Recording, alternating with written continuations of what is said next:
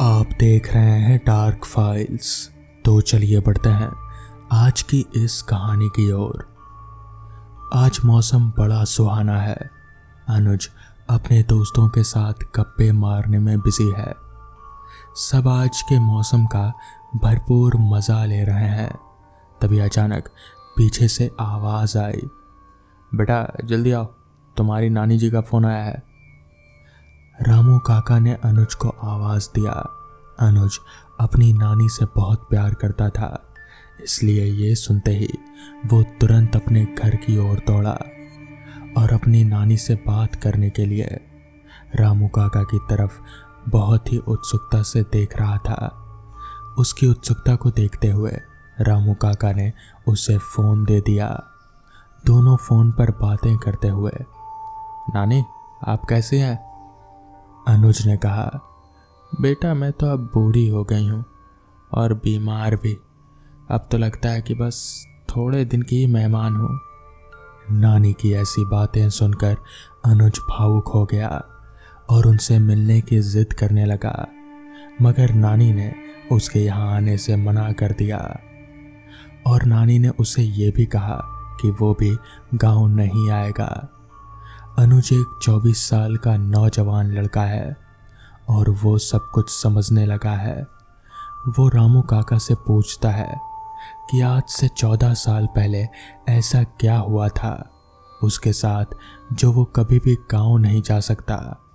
ऐसा क्या हुआ था जो नानी और रामू काका कभी भी उसे गांव नहीं जाने देते।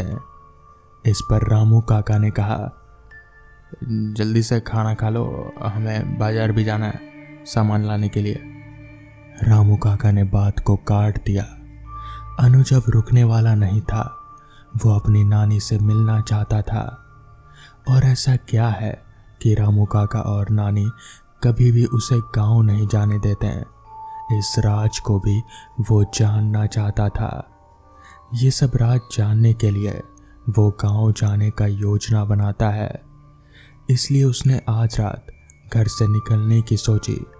बाजार घूमते घूमते शाम हो गई और वो आने के बाद बहुत थक चुका था।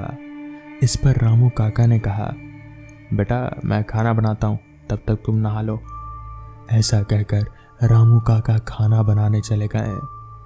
अनुज के दिमाग में गांव जाने की बात चल रही थी, इसलिए उसने चुपके से अपना सारा सामान बांध लिया और रात का इंतज़ार करने लगा। थोड़ी देर बाद अनुज खाना खाकर तैयार हो गया। फिर रामू काका को बोलकर कि अपने कमरे में सोने जा रहा है, वो चला गया। रात के करीब 11 बजे। यही सही वक्त है, लगता है सब सो चुके हैं। अनुज अपने कमरे के पीछे के दरवाजे से निकल गया। थोड़ा चलने के बाद उसने एक ऑटो पकड़ा और स्टेशन की ओर चल दिया।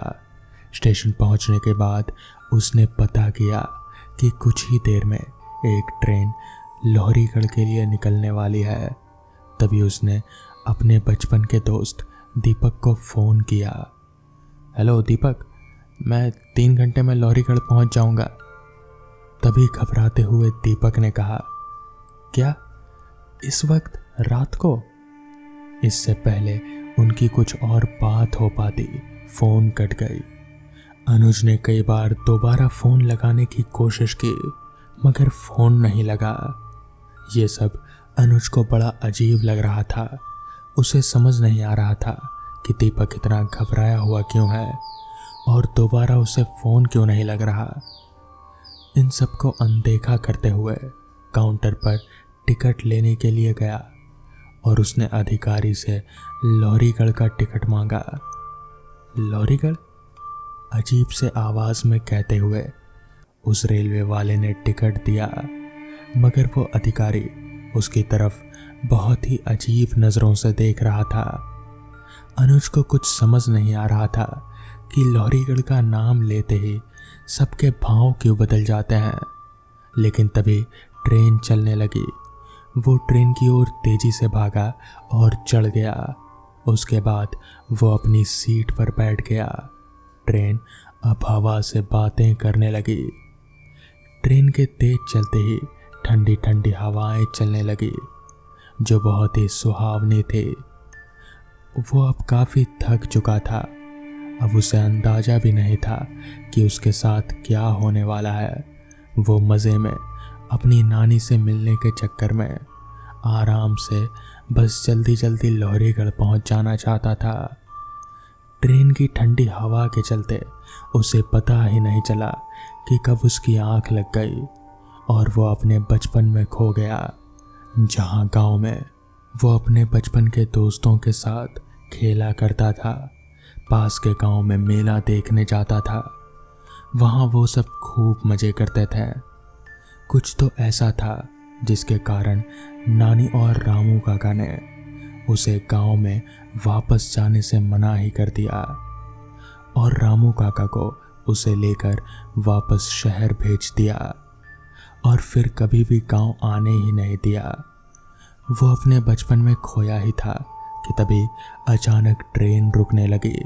उसने देखा तो वो गांव पहुंच चुका था, मगर वहां का नज़ारा देखकर उसके पैरों तले की ज़मीन खिसक गई। ये क्या, यहाँ तो कोई नज़र ही नहीं आ रहा। वो मन ही मन सोचने लगा। गांव में कई सालों के बाद आने के कारण उसे समझ नहीं आ रहा था कि उसकी नानी का घर किस तरफ है। उसने अपने मन ही मन में कहा, अब नानी के घर का पता किससे पूछूं, यहाँ तो कोई नज़र ही नहीं आ रहा। कुछ तो ऐसा राज है गांव में जो उसका नाम लेते ही सबके हाव भाव बदल जाते हैं और सब डर के मारे कांपने लगते हैं। अनुज के दिमाग में बस यही चल रहा था।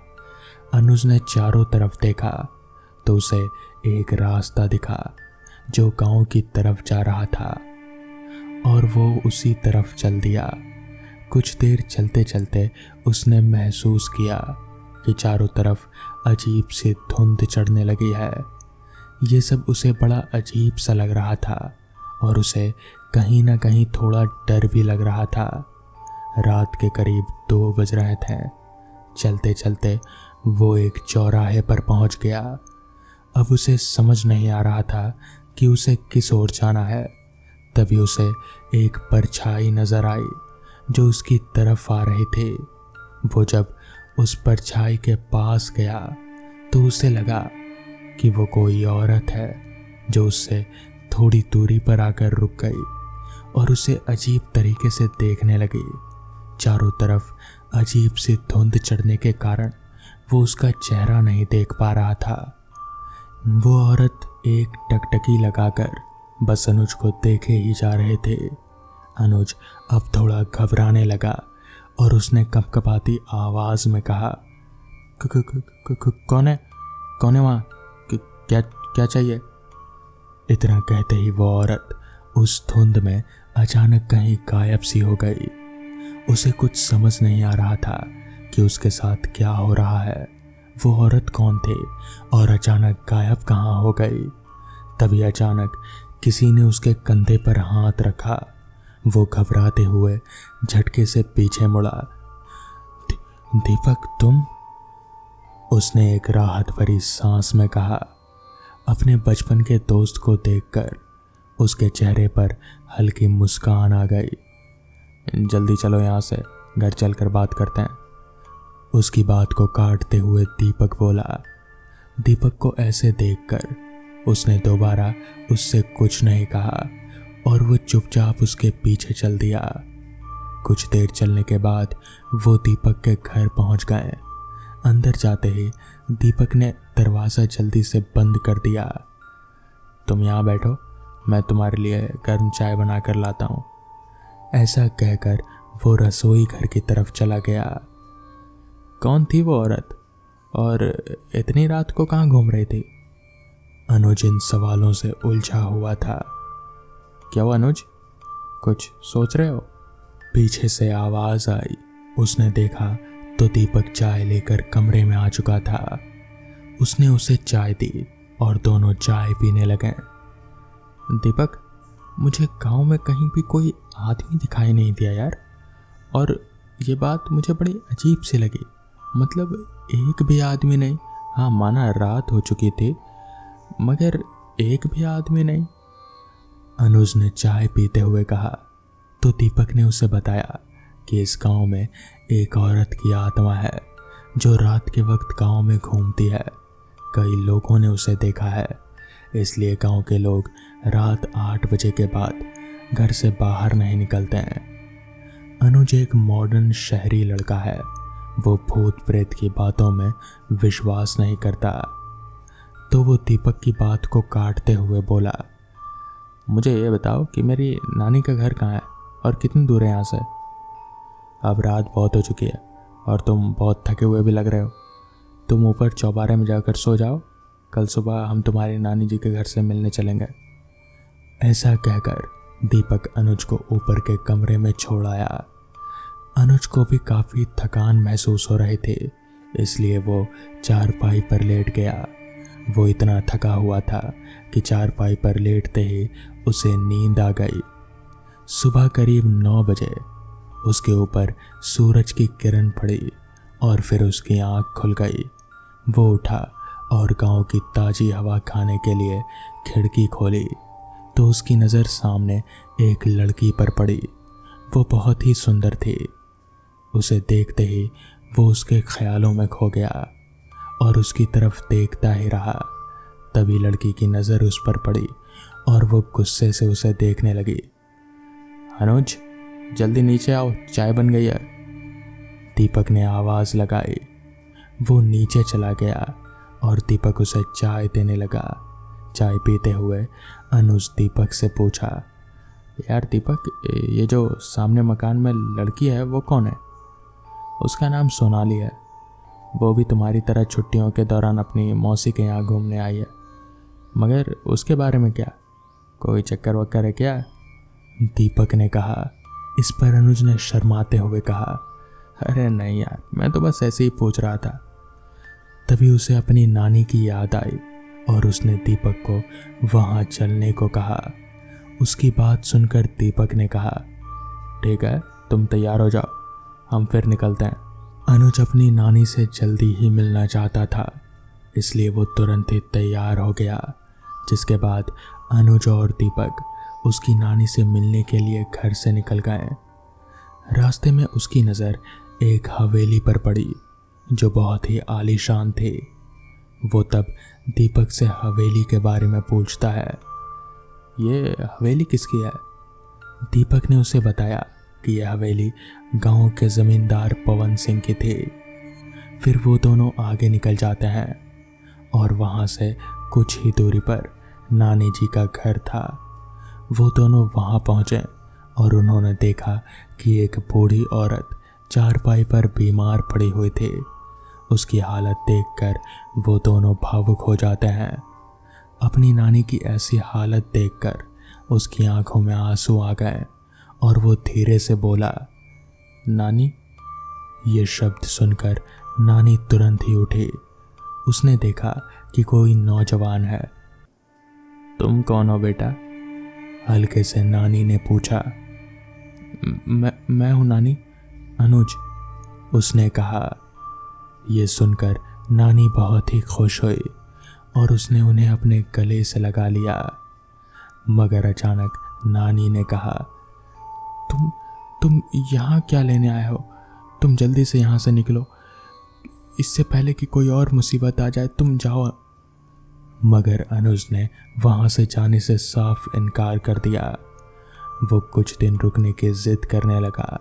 काफ़ी समझाने के बाद भी उसने नानी की बात नहीं मानी। ठीक है, लेकिन तुम घर से बाहर नहीं निकलो, तभी तुम यहाँ रह सकते हो। फिर दीपक उसे वहाँ छोड़कर चला गया। अनुज पूरा दिन अपनी नानी जी के पास रुका रहा और उनकी सेवा की। फिर वो नानी के पास जाकर बैठ गया और धीरे से बोला, नानी, आप मुझे यहाँ आने से मना क्यों करते रहते हो? इस पर नानी ने कहा, मुझे आराम करने दो, तुम जाकर दूसरे कमरे में आराम करो। नानी ने उसकी बात को काटते हुए कहा और उसे वहाँ भेज दिया। कुछ तो मुझसे जुड़ा हुआ है यहाँ पर ज़रूर, वरना सब लोग मेरी बात को काट क्यों रहे हैं? शायद खुद ही पता लगाना पड़ेगा। ये सोचकर वो वहाँ से चला गया। वो जब अंदर गया तो उसकी नज़र एक पुराने बक्से पर पड़ी। इस पर ताला लगा हुआ था। उसने उस बक्से के बारे में नानी से पूछा तो उन्होंने जवाब दिया, कुछ नहीं बेटा, यह बक्सा तो बस ऐसे ही पुराने कबाड़ से भरा हुआ है। मगर वो जानता था कि शायद उसमें कुछ तो ऐसा है जो उसके अतीत से जुड़ा हुआ है और उसकी ये जानने में मदद करेगा कि लोग उससे क्या छुपा रहे हैं। और वो वहाँ से चला गया। शाम हो चुकी थी, करीब 4:30 बजे का वक्त था। तभी उसे याद आया और वो बोला, नानी मुझे दीपक के पास जाना था, कुछ ज़रूरी काम है। ठीक है, मगर 6 बजे से पहले घर लौट आना, ऐसा नानी ने कहा। अनुज ने ठीक है कहकर वहाँ से निकल गया। जब दीपक के घर पहुँचा तो दीपक आंगन में बैठा चाय पी रहा था।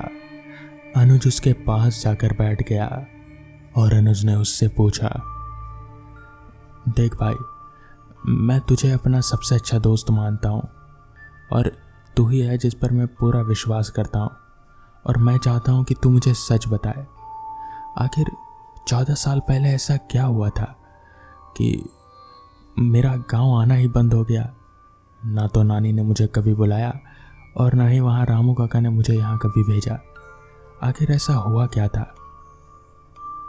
दीपक ने चाय की चुस्की ली और फिर अनुज की तरफ देखकर कहा, देख, तेरी नानी ने मुझसे वादा लिया था कि मैं कभी भी तुझे ये बात बताऊं ना, तो फिर तू उन्हें कभी पता मत चलने देना। इस पर अनुज ने कहा, ठीक है, तू बता, मैं किसी को नहीं बताऊंगा, ये बात बस तेरे और मेरे बीच। आज से 15 साल पहले की बात है, जब गांव के जमींदार के 2 बेटे थे, एक बलवान सिंह और दूसरा पवन सिंह। दोनों में बलवान सिंह बड़ा था, जिसकी शादी गौरी के साथ हुई। गौरी बहुत ही दयालु औरत थी। 1 साल बाद गौरी और बलवान सिंह को एक बेटा हुआ।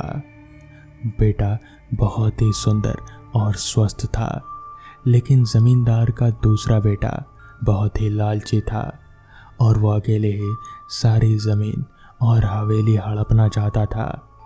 इसलिए बलवान सिंह के पूरे परिवार को ख़त्म करने की योजना बनाई। जब कुछ दिनों के बाद बलवान सिंह अपनी पत्नी गौरी के साथ खेत में घूमने गया और उसका बेटा भी उसके साथ ही था।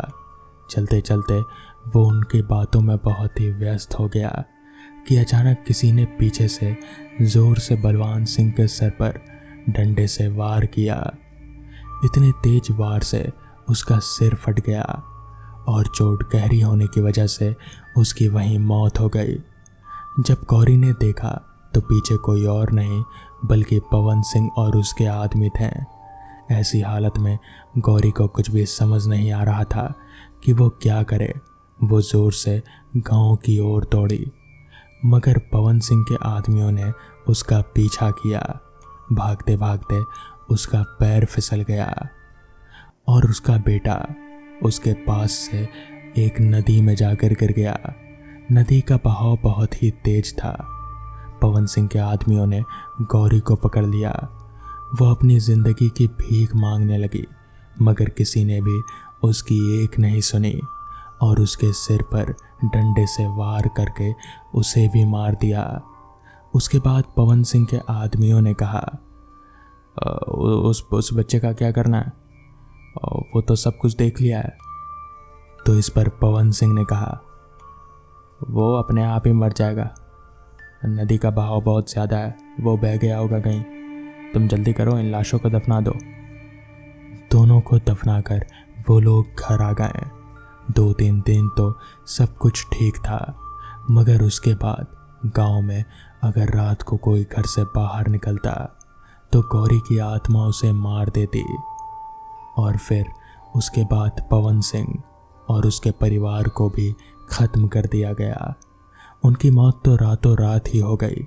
किसी को भी नहीं पता चला कि आखिर उनके साथ ऐसा क्या हो गया कि उनका पूरा परिवार ही ख़त्म हो गया। और तब से गौरी की आत्मा पूरे गांव में भटकती रहती है। पूरी बात सुनकर अनुज ने दीपक से पूछा, तो फिर इन सब में मैं कहाँ आता हूँ? इसमें मेरी तो कोई बात ही नहीं है, तुम मुझे क्यों आने से मना करते हैं गाँव? इस पर दीपक ने एक नज़र अनुज की तरफ ध्यान से देखा और फिर कहा, वो गौरी का बेटा तू ही है। ये सुनकर अनुज के पैरों तले की जैसे जमीन ही खिसक गई। उसका दिमाग एकदम चकराने सा लगा। तभी दीपक ने कहा, जब तू नदी में बह गया तो पवन सिंह के आदमियों ने सोचा कि तू मर गया है, मगर तू मरा नहीं था। तुझे गांव के रामू काका ने बचा लिया था दूसरी जगह पर और फिर नानी के हवाले कर दिया। नानी जानती थी कि अगर तू गांव में रहा तो पवन सिंह तुझे भी मार डालेगा, इसलिए उसने रामू काका को पैसे दिए और तुझे शहर भेज दिया और कहा कि इसे कभी भी गांव मत लाना, इसलिए तुझे गांव नहीं आने देते। पवन सिंह तो मर गया, मगर गौरी की आत्मा आज भी यहाँ भटकती रहती है। सारी बातें सुनकर अनुज को समझ आया कि पिछली रात उसे जो औरत दिखी थी वो कोई और नहीं बल्कि गौरी यानी कि उसकी माँ ही थी। तो दोस्तों, ये थी आज की कहानी। अगर आपको ये कहानी पसंद आई हो तो वीडियो को लाइक और चैनल को सब्सक्राइब करना ना भूलें। तो मैं आपका दोस्त आर्यन जल्द ही मिलूँगा आपसे ऐसी ही नई कहानियों के साथ। तब तक के लिए अपना ख्याल रखें।